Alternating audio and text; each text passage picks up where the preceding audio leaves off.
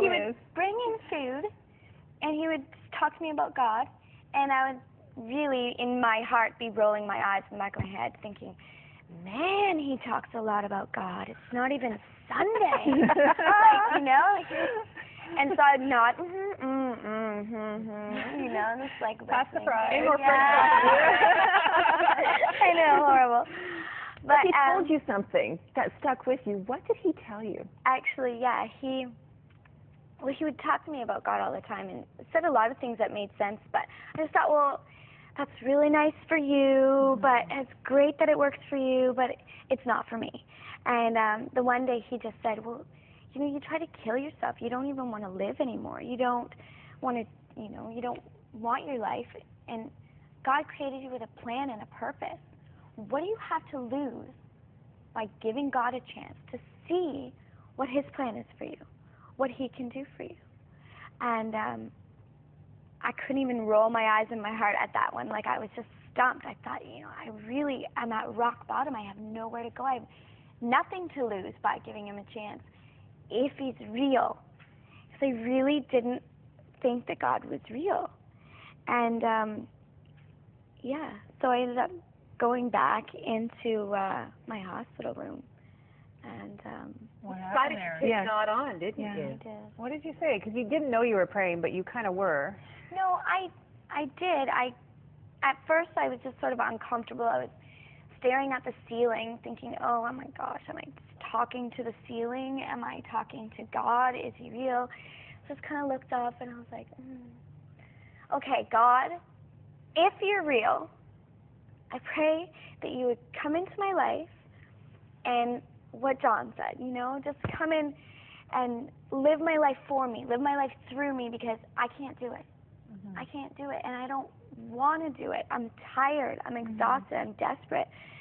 So show me. And I said, like, I had heard him talk a lot about Jesus, and so I just said, okay, and Jesus, if you're real and you can come and you can forgive me for all my sin, and then all of a sudden, you know when you, like, people say that before you die, you, like, your whole life flashes before your eyes? Well, for me, it was like every sin I had ever committed flashed before my eyes. And I was like, oh, God, if you could forgive me, if I'm not too far gone, like if I'm not, if it's not too late.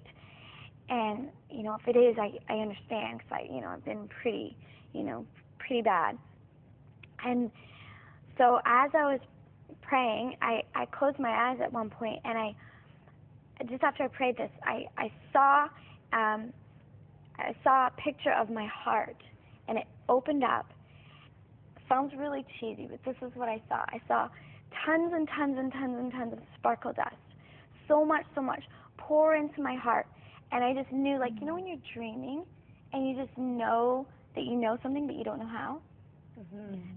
I knew that it was love. And so much poured in that not even one more speck, you know, those tiny little specks, not one more speck could fit in. So I filled with, my heart filled with love. And then it closed, and then it turned bright, bright, bright white, like I had been completely purified and completely cleansed. And I could feel something wash over me, and I just started weeping and weeping. Every hair on my body was standing on it, and I was by myself, and I could feel this presence.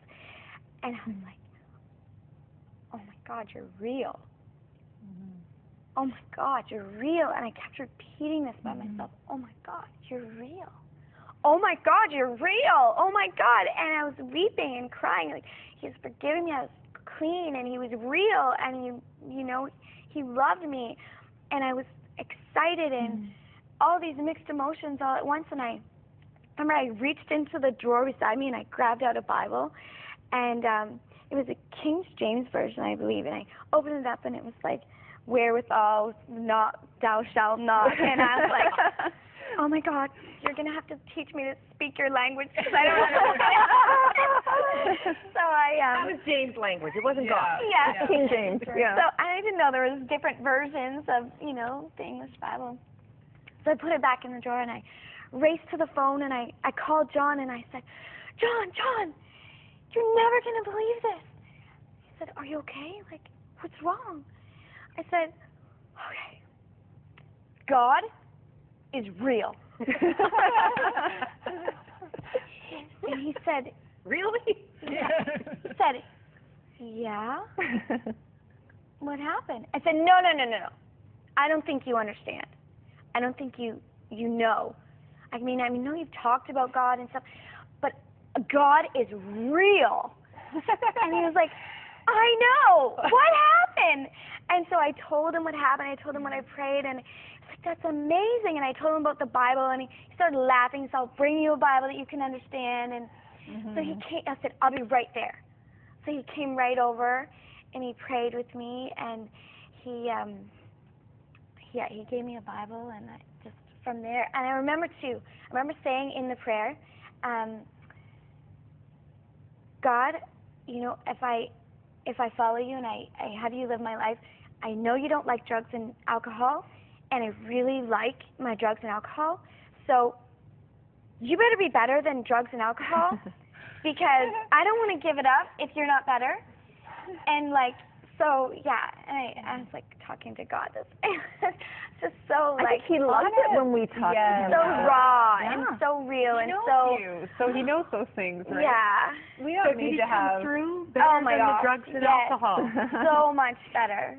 So Was much it over? better. Was it overnight? Like no more drugs and alcohol? No, at yeah, the time? right away. Like for about a week straight, I was on this like high, like on God. I just no drugs, no alcohol. It was the most amazing high I'd ever been on in my life. Well, yeah. Pattie, when we were talking in the green room, you were sharing a Yeah. bit more. And I mean, that's an amazing encounter that you had with God. And I think all of our journeys begin with an encounter with God. But it is a journey, and journeys change. Definitely. And you said that afterwards you fell away for a while. And I did. I say this because I want to encourage people out there that you may have had one of those incredible encounters, and then you think, well, now I blew it because I've kind of gone away, veered off course again, and so therefore that was my one chance. And that's not true. Can you just share a bit about what happened afterwards? I can, yes.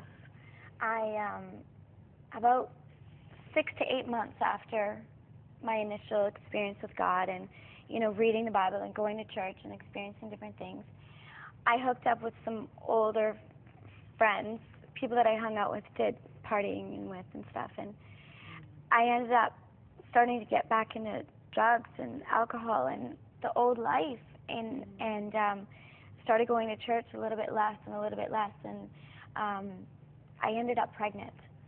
And I thought, oh my gosh, I took my life back into my own hands, and I'm all by myself, and I'm pregnant.